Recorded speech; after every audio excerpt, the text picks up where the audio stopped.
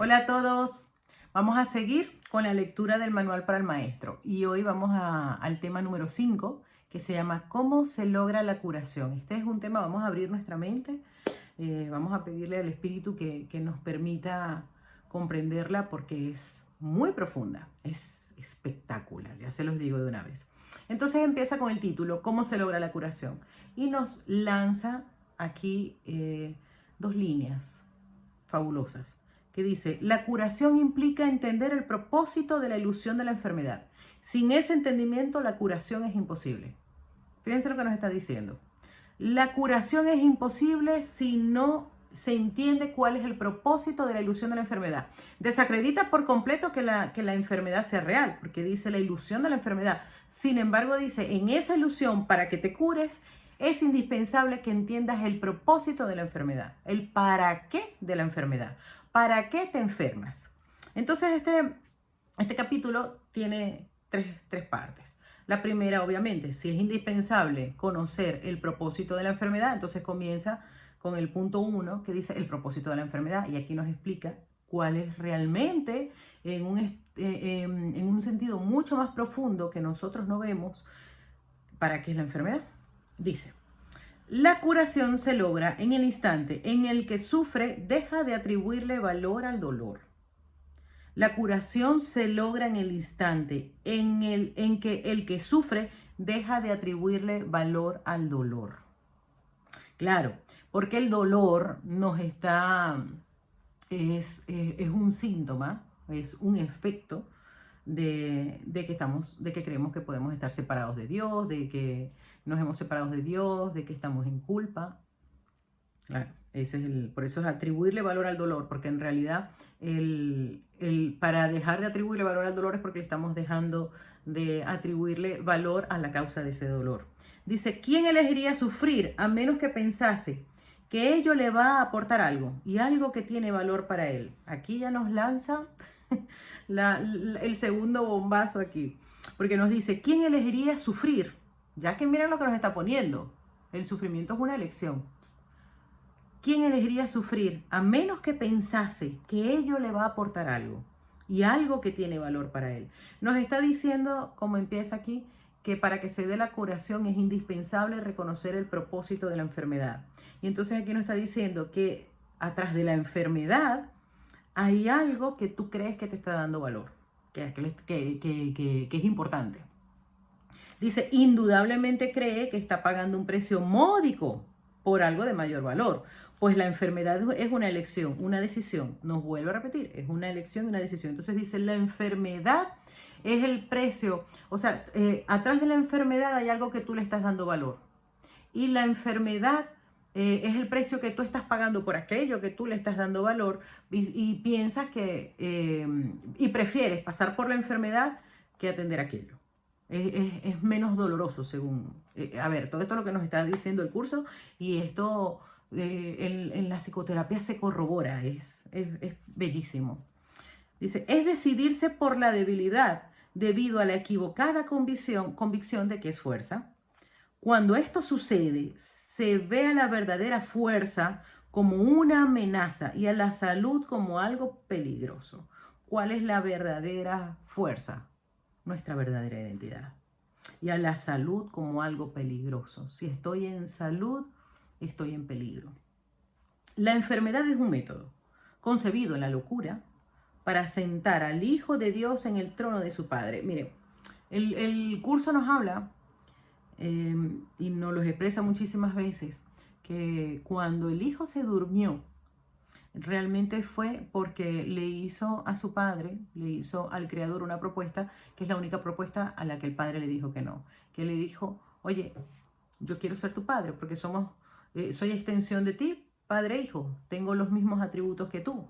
Creo también, o sea, tengo poder para extenderme, para crear. Pero lo único que yo tengo que tú no tienes es que tú eres mi padre, pero yo quisiera ser su padre. Y el padre le dijo que no, porque si no se detenía la creación. La extensión es padre, hijo, nieto, se va extendiendo. Entonces dice, si no se frena, si yo soy tu padre y tú eres mi padre, esto se frena. Y el amor, que es lo que somos, necesita extenderse. por el gozo de extenderse.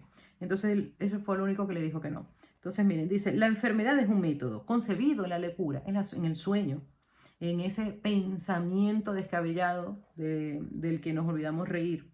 Dice, para sentar al Hijo de Dios en el trono de su Padre.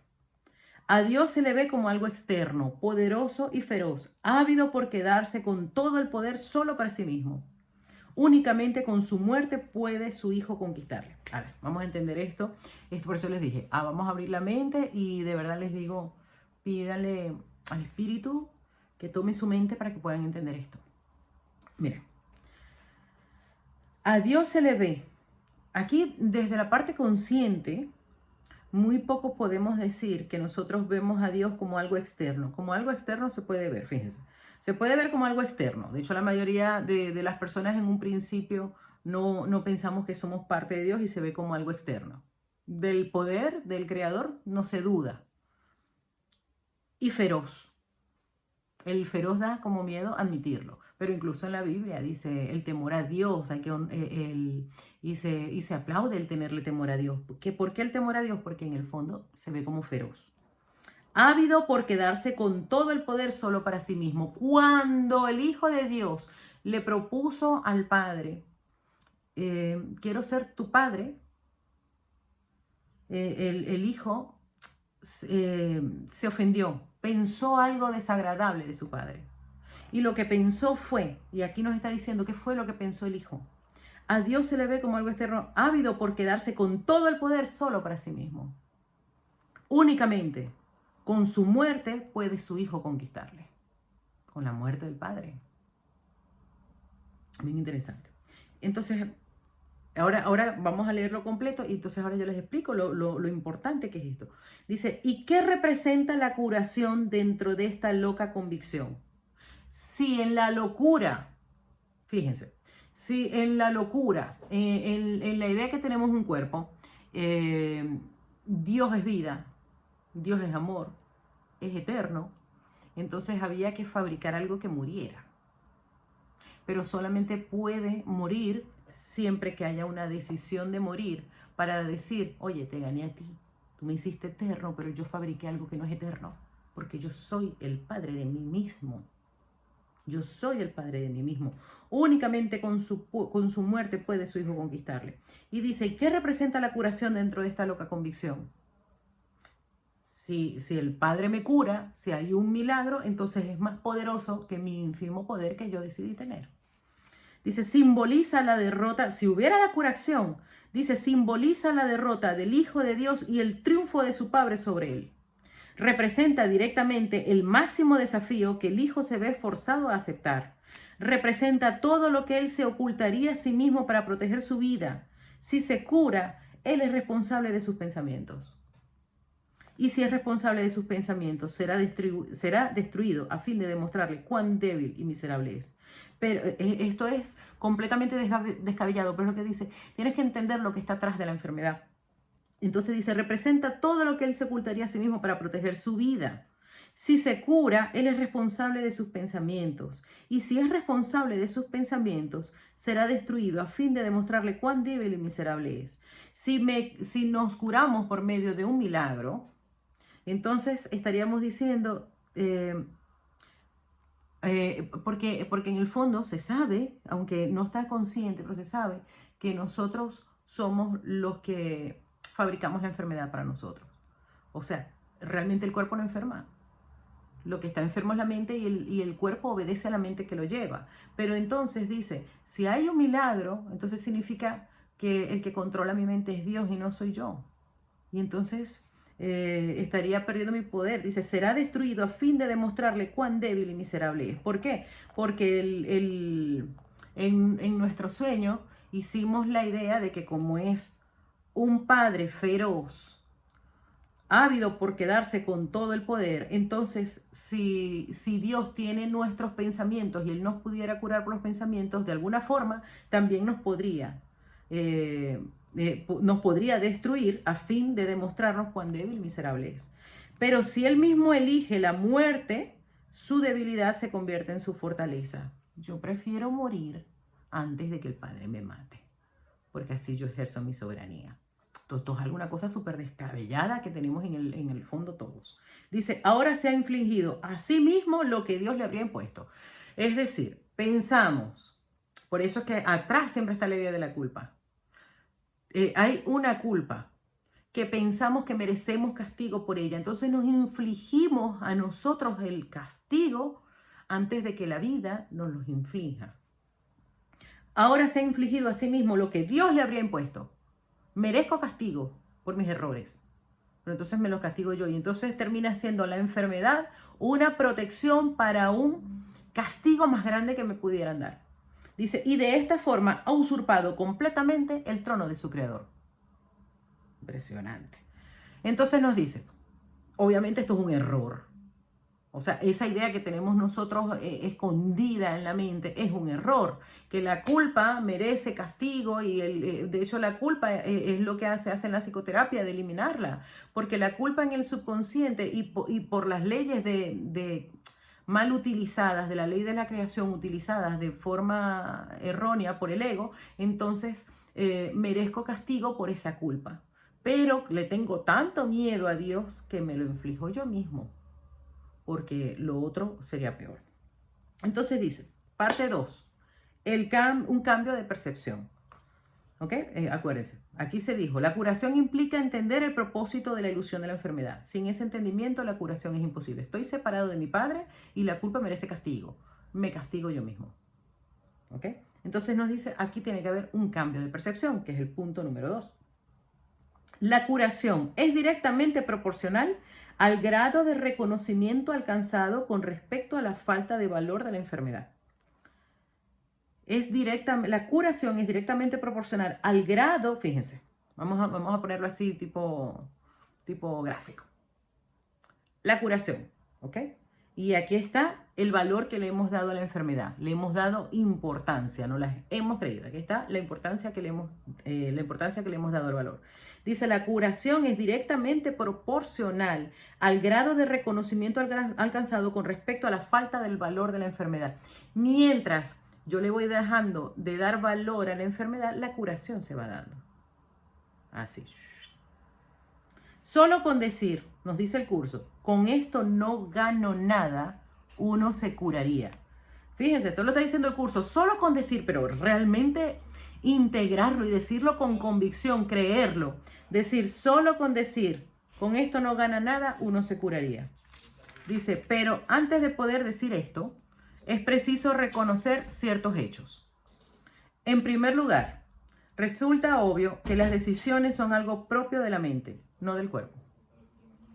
Si la enfermedad no es más que un enfoque defectuoso de solventar problemas, tiene que ser entonces una decisión. Nos ponemos aquí, voy a repetirlo. Solo con decir, con esto no gano nada, uno se curaría. Y después explica. Pero antes de poder decir esto, con esto no gana nada, es preciso reconocer ciertos hechos. Aquí nos empieza a decir, claro, para poderlo decir con convicción, dice, con decir, con esto no gano nada, ya uno se curaría. Pero para poderlo decirlo con convicción, en primer lugar, hay que reconocer ciertos hechos. Y nos dice, en primer lugar, resulta obvio que las decisiones son algo propio de la mente, no del cuerpo. Acuérdense de una de las leyes que se utiliza de igual forma aquí en el mundo que en el cielo, es la ley de causa y efecto. Lo que pasa, que por eso que aquí nos habla de un cambio de percepción, nosotros tenemos aquí la percepción invertida. Nosotros vemos el efecto y pensamos que el efecto es la causa, cuando la causa siempre, absolutamente, está en la mente. Y el efecto viene a ser la enfermedad. Dice, en primer lugar, resulta obvio que las decisiones son algo propio de la mente, no del cuerpo. El cuerpo no decide nada. Aquí le decimos, ay no, es que me enfermé. Es que el cuerpo me está avisando, el cuerpo me está dando señales. Aquí te está diciendo, no, tu cuerpo no te da señales. Todas las señales, ahora puedes utilizar lo que como estás invertido, ¿vale? Ok, tú crees que el cuerpo te está mostrando algo, pues entonces sí, lo puedes utilizar, utilizas el efecto para ir para atrás y ver qué es lo que te está mostrando de tu mente. Pero realmente el cuerpo lo que está es obedeciendo a la mente que lo lleva, porque el cuerpo no tiene capacidad de decisión, porque lo que tiene capacidad de decisión solo es la mente. Entonces dice, para poder decir, para que no nos vayamos, Para poder decir con esto no gano nada y decirlo de verdad para que haya la curación, hay que entender que en primer lugar resulta obvio que las decisiones son algo propio de la mente, no del cuerpo. Si la enfermedad no es más que un enfoque defectuoso de solventar problemas, tiene que ser entonces una decisión. Y si es una decisión, es la mente y no el cuerpo quien la toma. Eso está claro, ya lo expliqué. La resistencia a reconocer este hecho es enorme. Aquí nos está diciendo, tienes mucha resistencia a aceptar, a reconocer más que todo, a reconocer que es la mente la causa. El efecto es la enfermedad, no al revés. Dice, hay mucha resistencia para esto. La resistencia a reconocer este hecho es enorme, ya que la existencia del mundo, tal como lo percibes, depende de que sea el cuerpo el que toma las decisiones. Términos tales como instintos, reflejos y otros similares representan intentos de dotar al cuerpo con motivadores no mentales. En realidad, tales términos no hacen más que enunciar o describir el problema, pero no lo resuelven. Fíjense, aquí nos está dando un ejemplo, que cuando uno dice, mira, que tengo instintos, que tengo reflejos, realmente el cuerpo está respondiendo a una programación mental de defensa, de cuidado, de lo que sea, pero realmente el cuerpo no fue que le dan así con el martillito a la rodilla ¿saben? Y la pierna sube un poquito y no es que es un instinto, dice, no, eso lo tienes en la mente y el proceso en que se conecta es muy rápido. Pero realmente el cuerpo no fue que la rodilla eso, sino fue la mente la que le hizo, oye, te están dando ahí. Entonces nos dice, 2. La base fundamental de la curación es la aceptación del hecho de que la enfermedad, aquí nos vuelve a decir, la base fundamental de la curación, esto es importantísimo en la curación, es la aceptación del hecho de que la enfermedad es una decisión que la mente ha tomado a fin de lograr un propósito para el cual se vale del cuerpo. Se ha decidido defenderse de algo. Y entonces me valgo del cuerpo para esa defensa. Y esto es cierto con respecto a cualquier clase de curación. Aquí fíjense que nos dice, date cuenta, que ahora estamos hablando del cuerpo, pero para cualquier clase de curación, no solamente para cualquier clase de enfermedad, sino, oye, tengo problemas de pareja, tengo problemas de dinero, tengo problemas de relaciones, tengo problemas de amistades, tengo todo, dice, es todo así. Lo voy a repetir, la base fundamental de la curación es la aceptación del hecho de que la enfermedad es una decisión que la mente ha tomado a fin de lograr un propósito para el cual se vale del cuerpo. Y esto es cierto con respecto a cualquier clase de curación. El paciente que acepta esto se recupera. Si se decide en contra de la recuperación, no sanará. ¿Quién es el médico entonces? Entonces, el paciente que acepta que realmente la enfermedad es una decisión de la mente a fin de lograr un propósito, dice, se va a curar. Por lo tanto, ¿quién es el médico? La mente del propio paciente. Aquí nos dice el médico es la mente del propio paciente. El resultado acabará siendo el que él decida. En cualquier enfermedad, ¿cuál es la decisión que se toma? Va a ser la que él decida, la que decida el paciente, no el médico. Agentes especiales parecen atenderle, sin embargo, no hacen otra cosa que dan forma a su decisión. Mira, porque hay una parte que es bien interesante, que es la de los medios. Por ejemplo, digo, a ver, me enfermé porque me comí algo que estaba estropeado. Entonces, de alguna manera me estaba defendiendo y requería enfermarme, no sé, estomacalmente, porque bueno, me iba a proteger algo de lo que el estómago me puede ayudar. Esto se ve muy bien en la relación entre la enfermedad y alguna culpa, alguna causa, algún shock. Y entonces justo donde me enfermo es un órgano que está relacionado con algo que yo creo que me voy a defender. Entonces, por ejemplo, el medio me estoy enfermando por medio de lo que comí. Y entonces pienso que me enfermé por medio de lo que comí. Y pienso que me curé por medio de un medicamento. Entonces es lo que dicen. Agentes especiales parecen atenderle, sin embargo, no hacen otra cosa que dar forma a su decisión. Mira, a mí me encanta. Yo lo he visto, por ejemplo, en psicoterapias de personas que tienen, por ejemplo, 20 años con una depresión muy profunda, han tenido un montón de tratamientos, algunos les ha hecho efecto y otros no, y así han ido. Y entonces casualmente, después de una psicoterapia, no sé, por casualmente, han ido al médico, le han cambiado la medicación. Ay, esa medicación sí les hizo efecto. Y ya después no necesitan más medicación. ¿Se dan cuenta? Vinieron a agentes especiales porque todavía no se acepta como que haya un milagro inmediato. Pero como ya está la sanación hecha, la curación se empieza a dar, empiezan a haber agentes especiales.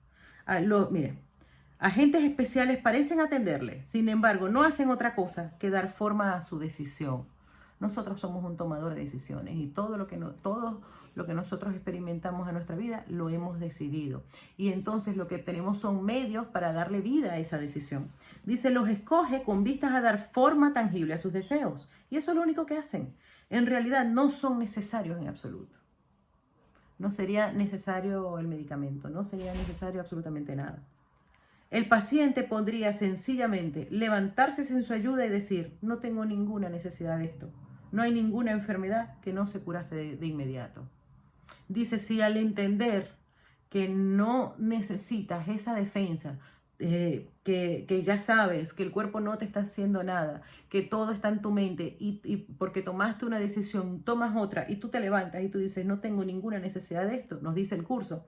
Dice, no hay ninguna enfermedad que no se curase de inmediato. Esto es espectacular. Dice, ¿qué es lo único que se necesita para que este cambio de percepción tenga lugar? Simplemente esto, el reconocimiento de que la enfermedad es algo propio de la mente y de que no tiene nada que ver con el cuerpo. ¿Qué te cuesta este reconocimiento? Dice, ¿por qué no quieres aceptar que el cuerpo no se manda solo, sino que es una decisión que tú has tomado? Dice, ¿qué te cuesta este reconocimiento? Y cuesta no los pone entre comillas. ¿Cuál es el precio que nosotros creemos que tenemos que pagar por este reconocimiento? Dice, te cuesta el mundo que ves. Pues ya nunca más te parecerá que es el mundo el que gobierna a la mente. Ya no eres un víctima. Ya no puedes culpar a nadie. Y entonces el ego te va a decir, ay, no, entonces eres culpable tú. Normalmente cuando las personas, entonces ahora la culpable soy yo. No es culpabilidad, es responsabilidad, que es muy distinto porque la culpa implica castigo. La responsabilidad nos lleva a decidir de otra manera. Dice, con este reconocimiento se le atribuye la responsabilidad a quien verdaderamente la tiene, no al mundo, sino a aquel que contempla el mundo y no lo ve como no es. Aquel que contempla el mundo, el observador, nosotros. Pues ve únicamente lo que elige ver, ni más ni menos. Vemos únicamente lo que elegimos ver, ni más ni menos.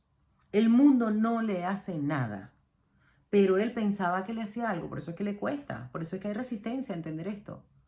Yo pensaba que el mundo me hacía algo, yo pensaba que mi pareja me hacía algo, yo pensaba que el gobierno me hacía algo. Y simplemente me está mostrando la decisión y está siendo el medio para que yo experimente aquello que yo he deseado vivir. Entonces dice, él tampoco le hace nada al mundo, ya que estaba equivocado con respecto a lo que éste era. En esto radica tu liberación de la culpa y de la enfermedad, pues ambas son una misma cosa. Fíjate, en esto radica tu liberación de la culpa y de la enfermedad, pues ambas son una misma cosa. La culpa pide castigo y tenemos tanto miedo con la culpa. Y dice el curso que muchas veces, por eso es que muchas veces es necesario el maestro de Dios que lo ayude a comprender.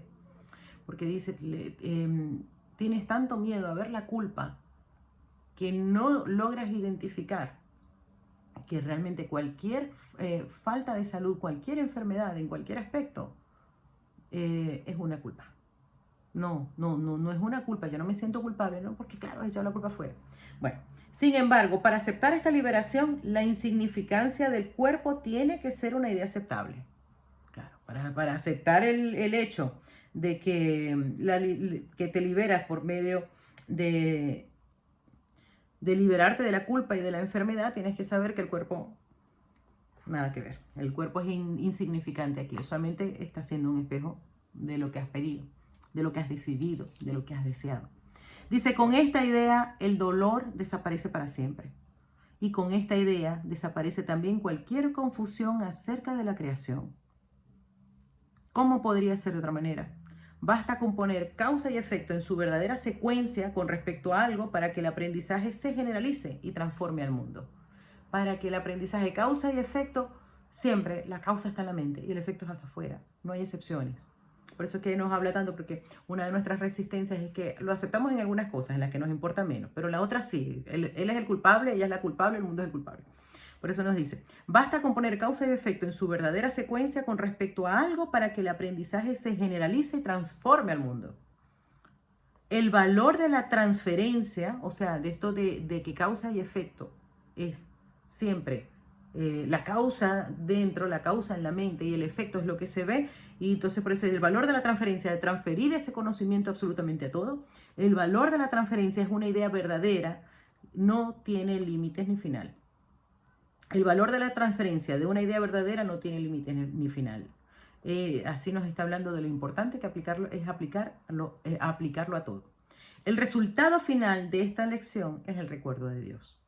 ¿Qué significado tiene ahora la culpa, la enfermedad, el dolor, los desastres y todo sufrimiento? Al no tener ningún propósito, no pueden sino desaparecer. Al no tener ningún propósito, desaparece la enfermedad, el dolor, los desastres y todo sufrimiento. Y con ellos desaparecen también los efectos que parecían tener. Causa y efecto no son sino una réplica de la creación, lo que yo ahora les comenté, que la ley de causa y efecto se aplica tanto en el cielo como aquí. Vistos en su verdadera perspectiva, sin distorsiones y sin miedo, restablecen el cielo.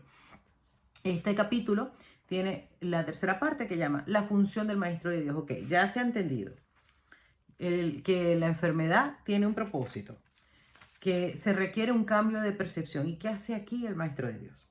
Dice, si el paciente tiene que cambiar de mentalidad para poderse curar, ¿qué puede hacer el maestro de Dios? ¿Puede cambiar la mentalidad del paciente por él? Desde luego que no. Ningún maestro de Dios puede hacer que tiene una magia para que el otro cambie la mentalidad, porque hay un libre albedrío, la persona lo tiene que decidir. Pero bueno, aquí nos explica mejor. Dice, para aquellos que ya están dispuestos a cambiar de mentalidad, la función del maestro de Dios no es otra que la de regocijarse con ellos, pues se han convertido en maestros de Dios junto con él. O sea, aquí nos dice que nos llegan dos tipos de consultantes. Uno, dice, hay unos que están dispuestos a cambiar de mentalidad. Sí, estoy dispuesto a cambiar la mentalidad. Yo estoy dispuesto a tener una percepción verdadera. Ok, entonces dice, en ese caso, la función del maestro de Dios es simplemente regocijarse con él. Le da fortaleza, le da realidad, me regocijo con él. Me uno mentalmente con él y se refuerza, pues se han convertido en maestros de Dios junto con él. No obstante, tiene una función más específica con aquellos que no entienden lo que es la curación. No, me refiero a lo que dice, no. La enfermedad no está en mi mente, que mira cómo me duele la mano, que mira cómo me duele la barriga, mira cómo me duele la pierna. No, esto no es así. Me duele la pierna porque me caí, porque estaba en bicicleta y me cayó la bicicleta encima. ¿Cómo me vas a decir que yo voy a pedir eso? ¿A cómo yo voy a ser loco y voy a querer lastimarme la pierna? Entonces llegan muchas personas así, obviamente. Dice, no obstante, tiene una función más específica con aquellos que no entienden lo que es la curación. Estos pacientes no se dan cuenta de que ellos mismos han elegido la enfermedad, ¿cierto? Por el contrario, creen que la enfermedad los eligió a ellos, fue mala suerte. Había un virus y me tocó a mí.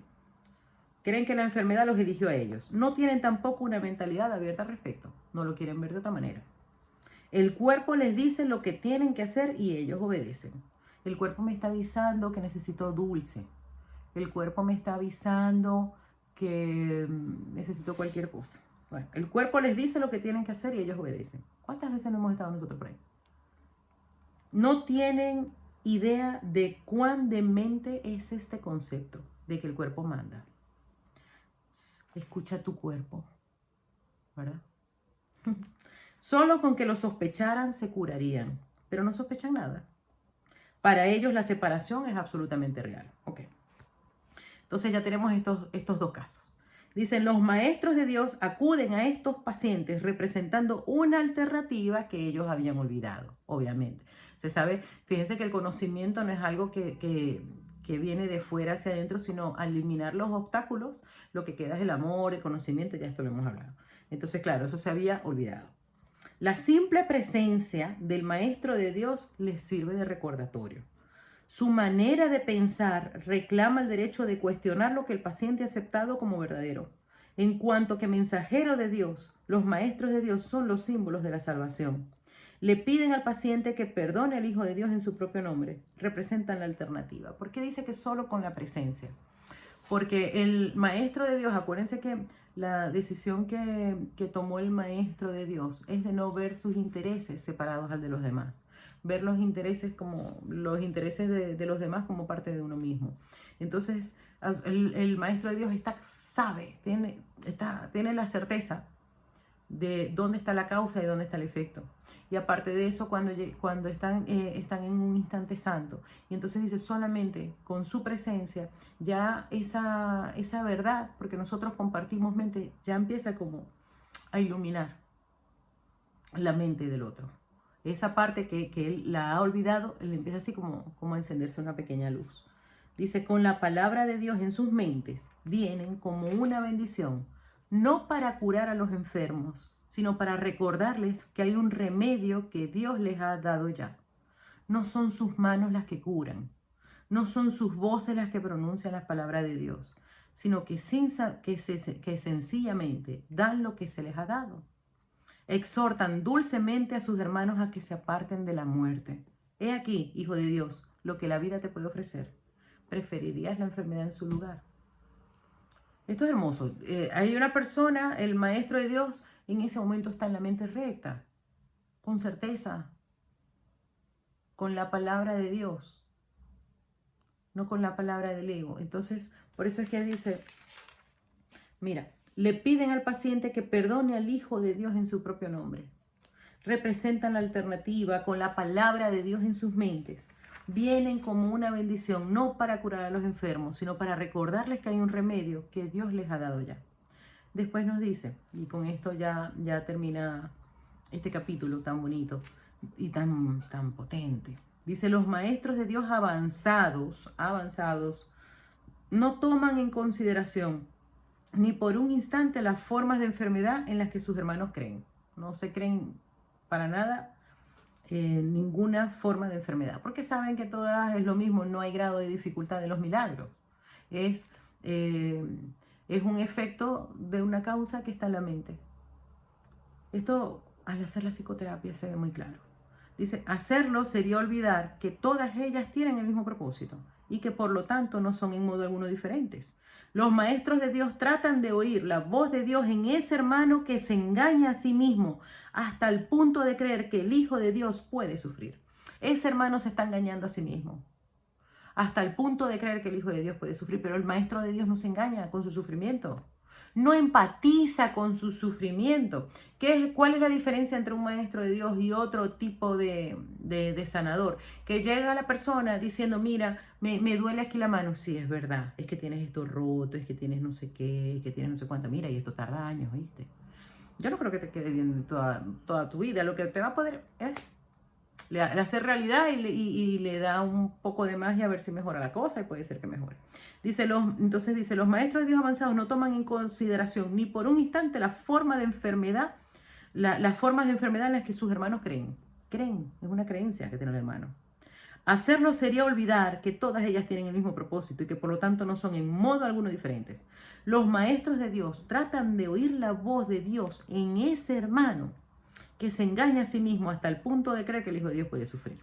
Y le recuerdan que Él no se hizo a sí mismo y que por consiguiente aún es tal como Dios lo creó. Tú no puedes cambiar tu verdadera naturaleza en el que tienes todo, tu verdadera identidad. Dice, le recuerdan que Él no se hizo a sí mismo. Tú no puedes enfermar. Puedes creer que estás enfermo y lo vas a experimentar. Puedes creer que puedes morir. Los maestros de Dios reconocen que las ilusiones no tienen efectos. La verdad que se encuentra en sus mentes se extiende hasta la verdad que se encuentra en las mentes de sus hermanos y de este modo no refuerzan sus ilusiones. Fabuloso.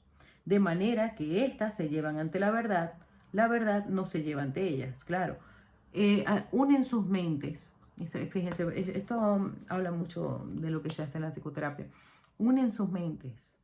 Y entonces esta persona, el paciente, cree que es verdad lo que está pasando, que tiene unos efectos. Sin embargo, es maravilloso porque cuando va con el maestro de Dios es porque hay una parte de él que lo está empezando a poner en duda, lo está empezando a condicionar. Y lo está dudando de su veracidad. Entonces ya por ahí, maravilloso. Y entonces cuando viene y se conecta, porque compartimos mente con una mente recta que sabe que no es verdad, entonces lleva esa ilusión a la verdad. Fíjense, la verdad que se encuentra en sus mentes se extiende hasta la verdad que se encuentra en las mentes de sus hermanos y de este modo no refuerzan sus ilusiones. No se creen ni por un minuto de que esa enfermedad no se pueda curar. No se creen que la enfermedad exista. Por eso es que se ve como una ilusión, de manera que éstas se pueden llevar ante la verdad. La verdad no se lleva ante ellas. La verdad no va a llegar allí. Tú tienes que llevar a esa ilusión, la tienes que ver como es. Tienes que ver esa culpa que está atrás. Tú tienes que ver el propósito de esa enfermedad y entonces se lo entregas a la verdad.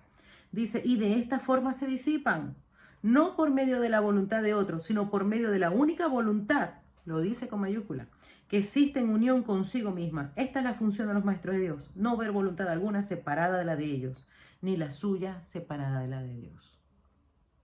Por lo que les estaba diciendo, que decía que es la decisión que tomó un maestro de Dios para decidir ser un maestro de Dios. No ver ninguna voluntad separada. Bueno, esto es maravilloso. Bendiciones y como les digo, léanlo. Lean este capítulo número 5 del Manual para el Maestro y pidan comprenderlo. Porque aquí está el secreto de la sanación, de la curación. Bueno, bendiciones y muchas gracias.